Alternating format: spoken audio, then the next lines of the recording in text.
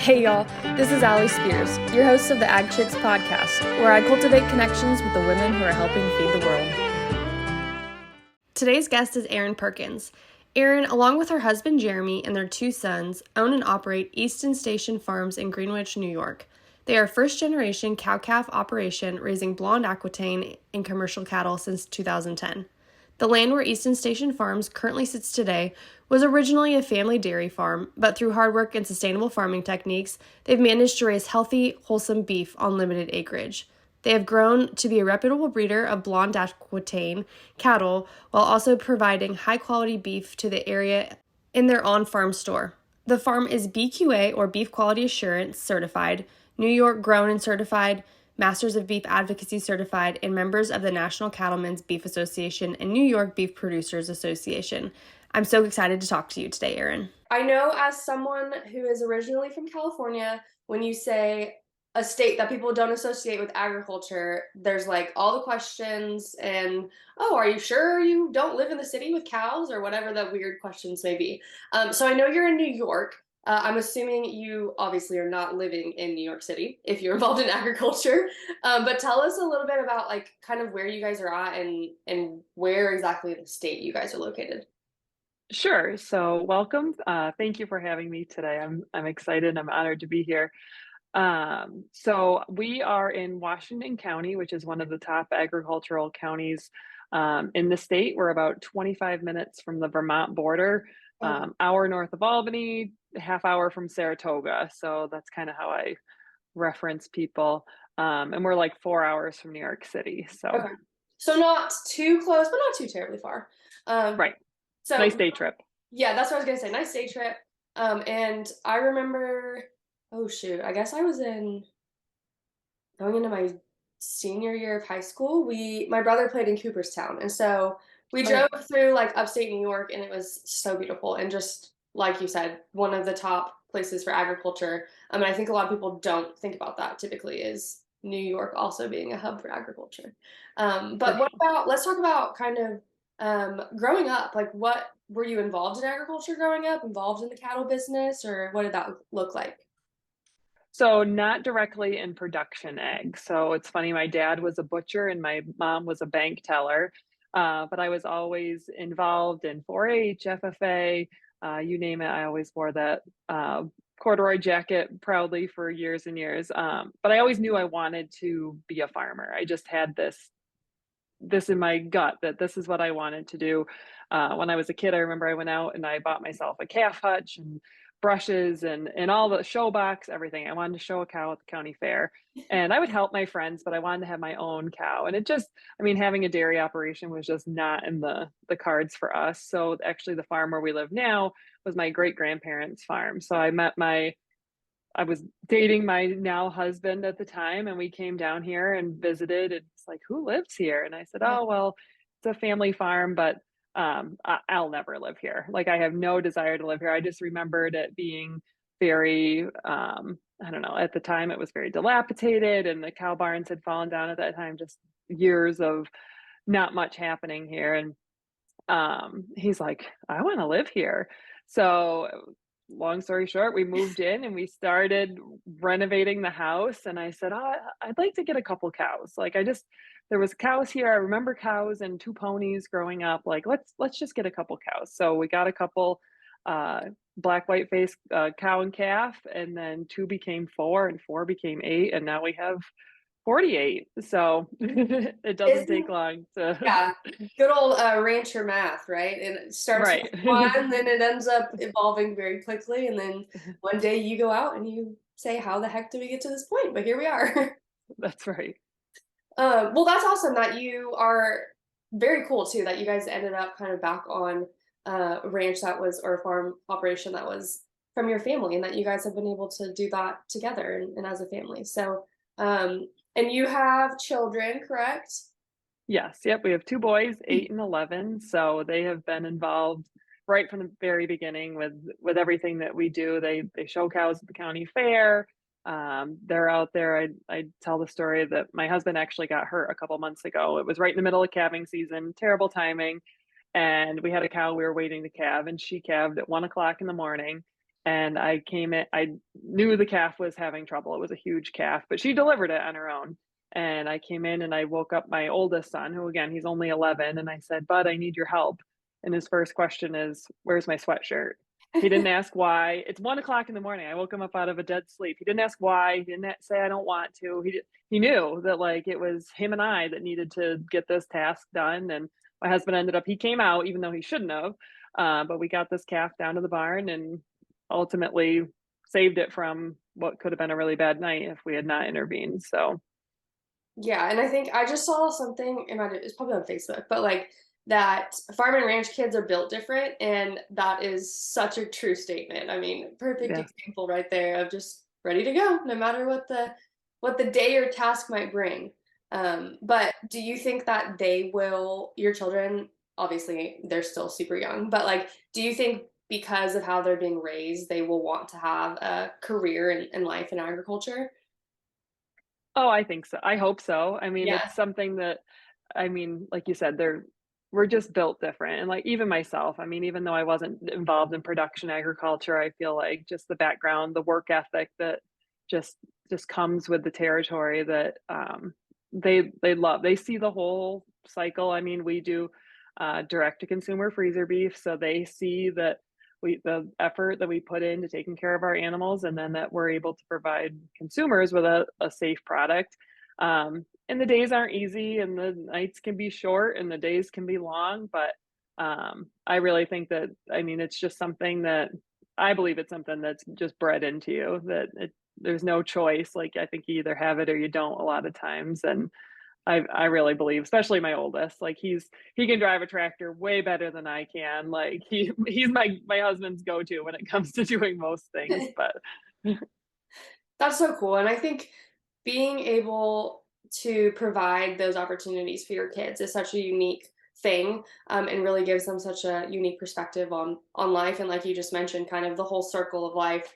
I remember as a kid, going into health class, and we were talking about, reproductive cycles and all of that, and I would be like, "Oh, yeah, I know how that works," and people would just look at me, like, with their eyes huge, like, "How do you know that? How do you know?" I'm like, "Well, we have cows and bulls, and cows have calves because there's a bull in the pen," and you know what I mean? So just looking at life in a different way, but understanding that it all fits together at the end of the day as well.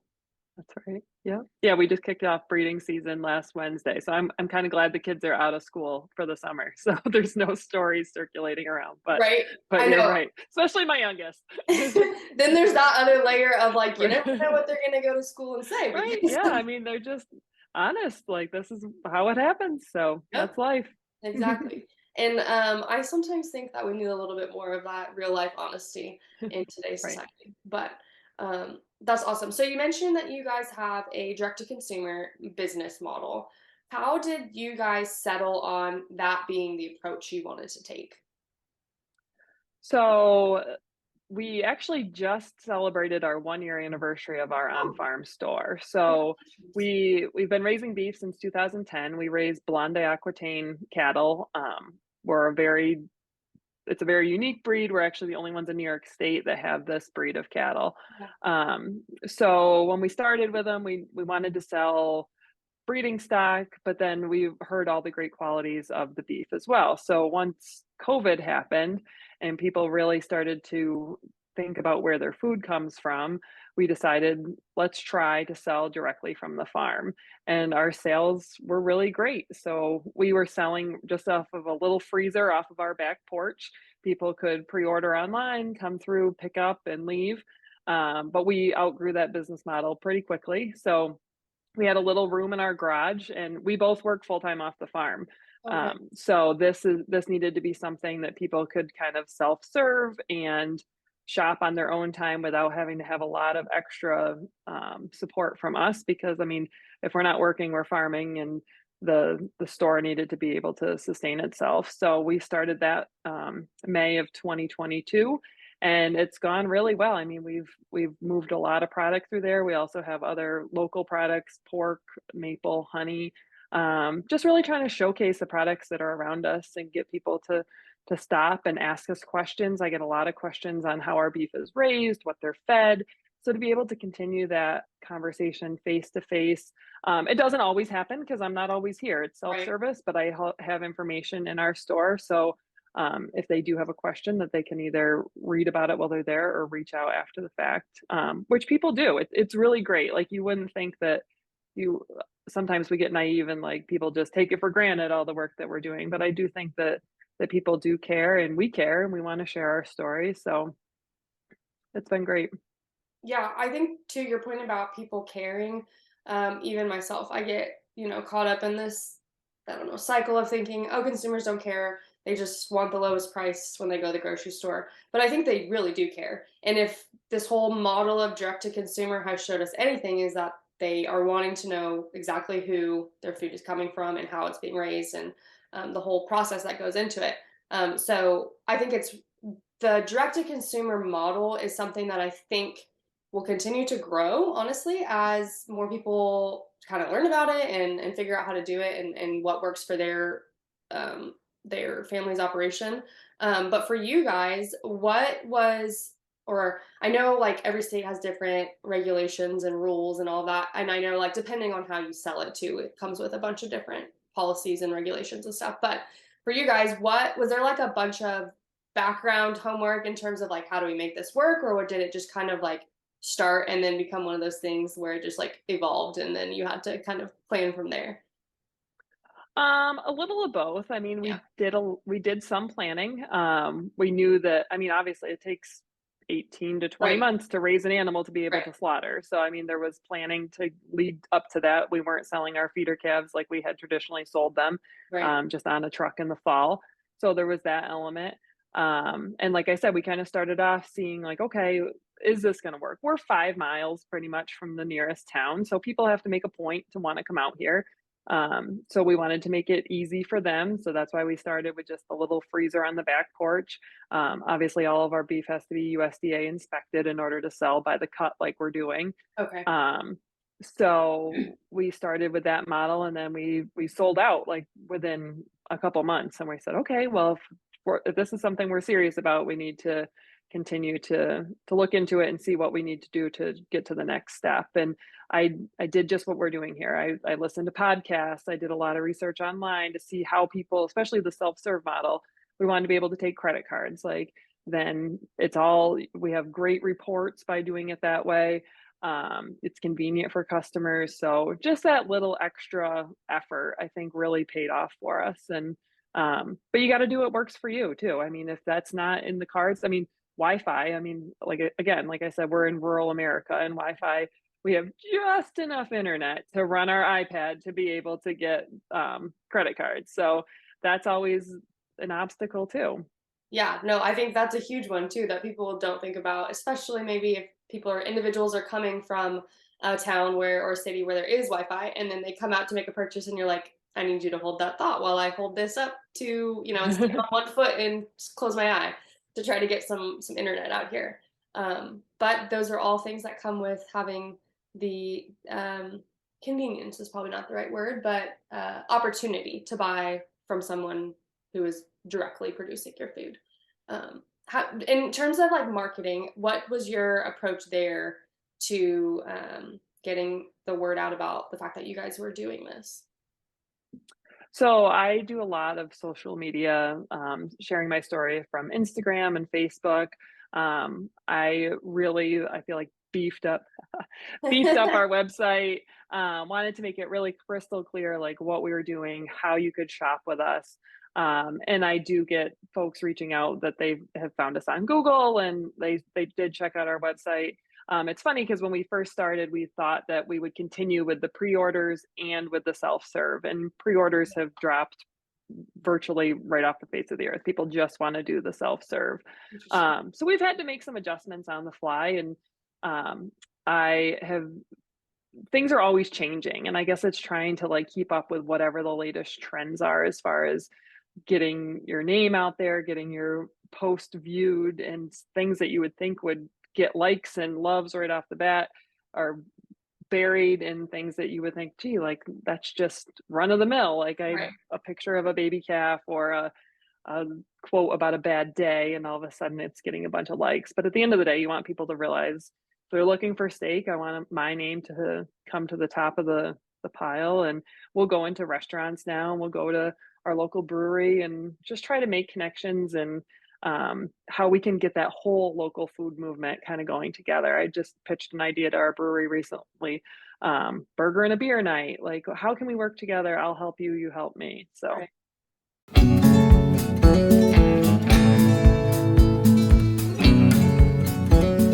By ranchers for ranchers. Together, let's make ranching easier. Previously known as Cattle Vac Box, Strayhorn has rebranded to better match their ability to push the envelope in creating innovative animal management products to serve the ranching community. Strayhorn is rooted in tradition and ranching legacy, but they believe in the opportunity of looking at things with a new perspective to drive the industry forward. Check out all of the things that Strayhorn has to offer you and your herd. Very cool. Very cool. Yeah, I think that whole concept of community is kind of being lost too, which is sad because that's really the, for a lack of a better term, bread and butter of where we are all living in kind of our local community and what goes into it, local economies, all of those types of things. So that's cool that you guys are branching out and doing things with other local businesses. So good luck in all that, and I hope it continues to grow for you guys. thanks. So let's switch gears just a little bit. You mentioned that you actually one more thing, and then we'll switch gears because I just thought about this. But you mentioned that you guys are also working off the farm. So what does that look like in order, like balancing everything? Which I know there's no real balance, right? It all it's all being pulled in different directions at different times. But what does that look like for you guys, and kind of how you function, I guess? We're busy. We're never bored. Right. We it's a good busy though. I mean, it's a rewarding lifestyle. I mean, we work our 9 to 5 jobs, and then we come home and work 5 to 9. But it seems to be it's working for us. I mean, Yeah. we engage our kids.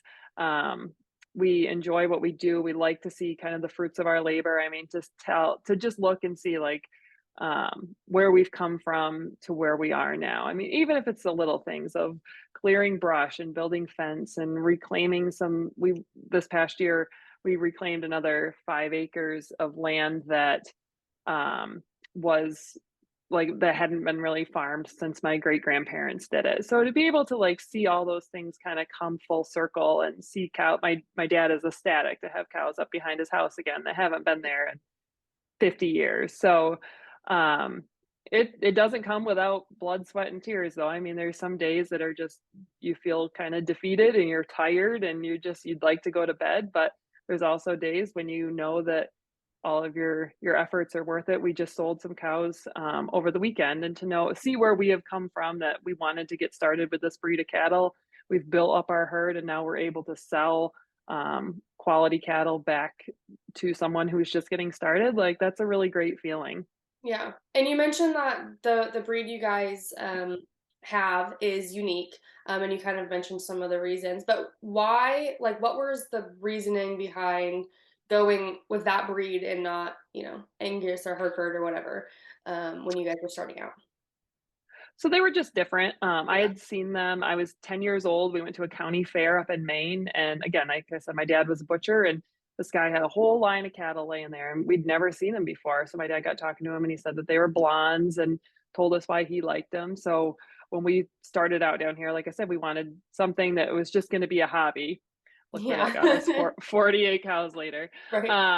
Still a hobby, I guess, but um and we said we wanted something that was just a little bit different to the area. So we worked, and it was 2 years of pursuing folks that had blonde cattle till I found some that would be able to work like for our budget and for our operation. It was close by. A lot of them are down in the panhandle of Texas, and at that time we didn't have a way to do anything like that. So Right. we got our first two in 2014, and then we've kind of been able to make connections. I'm the secretary for the Blonde Association now. We're actually hosting their national meeting the end of September, so that's really exciting. So we're going to have producers from all across the country coming here. So it's just been a really great group of folks to get to know and like just learn from, and just without having the cattle, like, it would be a whole segment of people that, like, we just would never have the opportunity to get to know. Right. And I think too, the world of agriculture, I was just listening to somebody and they said something about how they hate when people refer to the world as being small because it's not a small world, it's just our connections that make it smaller, which I agree with. But I also think the world of agriculture is very small. And Mhm. especially when you take the cattle industry out of it, because then that shrinks it even more. But then, like you said, interacting with people that you would never have interacted with if you didn't choose that specific breed, stuff like that always makes me kind of think about like, if I wouldn't have made this decision, like how would my life be different, or how would the group of people around me be different? And I think that's something very interesting, especially talking about trailblazers, which I want to kind of shift into that conversation. Which I know, unfortunately, you were not able to join us in Colorado. We were so sad to not have you with I us. know. But you were at home taking care of things that you needed to take care of and with your family, which was absolutely the right place for you to be. But I would like to talk about kind of trailblazers and why you wanted to get involved with that group and apply, because I think the story about why people applied always intrigues me because I think we all applied for very different reasons. But we have then, like you said, now we've come together as a group, and maybe we're a group that we never would have crossed paths before. You know, me being in Texas, you being in New York, being involved in very different breed associations, but yet here we are sitting at the same table. So, what kind of interest you or sparked why you wanted to be involved in CBA and Trailblazers? So the past couple of years, I've really tried to put on my advocacy hat, and I started working pretty closely with the New York Beef Council.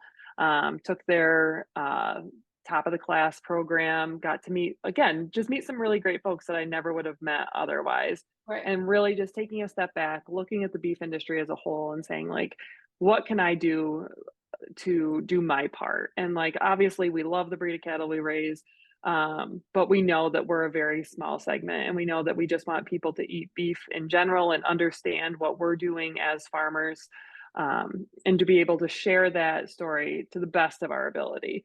Um, so I started 2 years ago now the Junior Beef Ambassador program in our county, which is teaching youth and then in turn having youth teach the public at our county fair about beef, the beef industry, beef nutrition.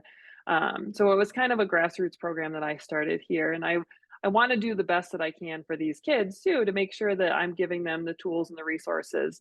Um, so originally, my goal was as a trailblazer that I can be the best mentor for them, be a resource that they can come ask me questions and kind of be the expert in the field, if you will, or as close Yeah. to it as I can to make sure that I give them a good source of information and be one source of the truth for them. Um, and then as it kind of branched out, and I met the group that just on our first orientation there, and I selfishly came back to me a little bit, and I was like, like this is a really great opportunity. Like I never really thought about it until we met that first night. And it's like, like what are the chances that I would meet Sam from Washington and Allie from California and Allie from Texas and be able to form these connections with folks all across the country that we're so passionate about the same thing. And it's just I got really emotional on a work call about it when I was explaining to them that how much I wanted to be go or how I was going to Denver and then ultimately how I couldn't go. Right. Um, just it's just a really great opportunity. I'm really excited and to see where it all goes and make those connections that I'm hoping are going to last a lifetime. Yeah, no, I agree. I think it's a very unique experience because we all live very busy, crazy, different lives all over the country. But for us to be able to connect, even like what the other night for an hour and 15 minutes or whatever it was, and just like sit down and focus and talk about something important to the beef industry, I think that's where a lot of progress can come from for the industry, because, like you said, like we're from all over the place. We all have very different segments that we're involved in, even just in the beef industry, and some of us in other realms of agriculture and other jobs and all kinds of things. So, um, but the fact that we can all sit down and talk about things that we're passionate about and talk about an industry that we're passionate about, I think is where a lot of very powerful things can come from and can potentially have a lot of impact. And I think, too, the Trailblazer program, I think Chandler and the folks at NCBA have done a great job at facilitating it for us and providing such unique learning opportunities where it's a lot of information, but it's also good information that personally, I hope that I like do the program justice in terms of taking my strengths and the information that they've given us and putting that back out there to not only producers but also consumers in a way that everyone can kind of understand. So very excited to be a part of that group with you, and hopefully we get to meet in person soon. For Um, sure. I hope so. but yeah, no, I think it's such a unique opportunity for us all. And like you said, I can relate to the fact that I think subconsciously I was, doing it for this for all of these things I want to do in the future of like, oh, it'll be a great resource for that, or oh, it's going to be a great connections for that. But then taking a step back and really realizing like, okay, no, there was an element for myself of like selfishness of wanting to be involved in this and be around all these other people. I know for me at one point I sat in that room and I was like, holy cow, like I feel like a small fish in a big pond because all of these are literally like industry leading experts that I'm sitting next to. Like Joe Lowe from Kentucky, Sam, like you mentioned, like they're the best of the best when it comes to these certain segments that they're involved in. Mhm. So a really cool opportunity that we all care that much to be involved in a different aspect. Exactly. Well, Erin, I don't want to take up too much of your time here, but I would like to just ask one kind of final question before we get into ways people can contact you. But if someone is listening who is wanting to maybe get involved in agriculture or the beef industry, what is some advice you might give them in taking that first step? Um, I would say network. Learn all you can. I mean, I attended, my husband and I both, like we're Masters of Beef Advocacy certified, we're BQA certified, we've gone through the classes, we go through them again. Like there's always something to learn. Like don't think that you know it all because there's always something to keep learning. Reach out to your local extension offices, things like that. But at the end of the day, too, I would like to say, like, just you do you. Like everybody's going to have an opinion about how you do something, what you do, especially when you're sharing your story on social media. So you just have to remember, like, you do you, and as long as you're taking that kind of approach, I feel like um, continuing to learn, continuing education, that you're going to do good. Yeah, I would agree. And I think that understanding your limits and your strengths and your weaknesses are very important too when you're going into things like that, just to figure out where you might need some more help, and then also being confident to share your own story or take the steps that you think are necessary. Right. So Right. Don't be afraid to ask for help. That's yes. we do that. Especially when we were getting started. Like we've learned different things along the way now, and I feel like those SOS calls are fewer and far between now. But in the beginning, it's like I'm definitely going to reach out to somebody who's been doing this 40 years. Like they know. So And oftentimes they're more than willing to help you too. So for sure, just making that initial contact is sometimes the hardest part. that's right. Well, Erin, thank you so much for taking some time to chat with me today. If somebody is wanting to reach out or get in contact with you, what is the best way to do so? I would say again, visit our website, www.eastonstationfarms.com. There's a contact card on there. You can reach out, sign up for our newsletter to stay in the know on what's going on. You can follow us on Instagram and Facebook at Easton Station Farms, right here in Greenwich, New York. Awesome. Thank you so much, Erin, and I can't wait to again hopefully meet you in person soon and continue to connect through Trailblazers, but then also watch as y'all continue to grow your business and your family operation. Great. Thanks for having me. Thanks so much for tuning into this episode of Ag Chicks. Don't forget to follow along on social media at Ag Chicks for more agricultural related content, and also be sure to check out your favorite podcast gear from www.agchicks.net. We'll see you next time.